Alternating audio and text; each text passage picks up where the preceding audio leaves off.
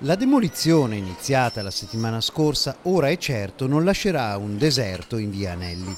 Le 8 palazzine del complesso Serenissima, come è noto, lasceranno lo spazio alla nuova questura, una mossa importante per l'urbanistica padovana che riqualificherà totalmente una delle zone più commerciali ma difficili della città e toglierà dal centro storico l'attività degli uffici della Polizia di Stato.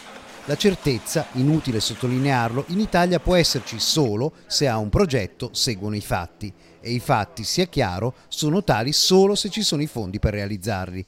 La notizia che giovedì ha voluto dare il sindaco Giordani è che il governo mette a disposizione 50 milioni per la nuova questura, riportando fonti del Ministero dell'Economia e dell'Interno.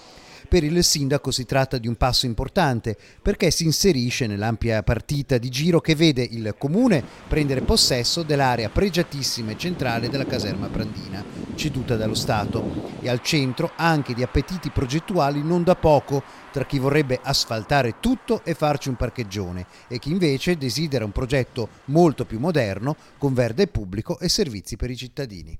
L'abbiamo fatta, per cui vuol dire che nel 2020 faranno il progetto, 2021 appalteranno i lavori e dopo ci sono 3-4 anni, come ho detto, al suo tempo ha detto 7 anni, demanio per farla e ripeto lo fa il demanio, l'intervento, ne approfitterà il Ministero, per cui motivo di grande soddisfazione da parte mia, da parte anche penso della città. Abbiamo una questura nuova, abbiamo 85.000 metri a Prandina, abbiamo eliminato un'area di degrado che è via Anelli. Se mi riuscissero tutte le operazioni così sarei molto contento.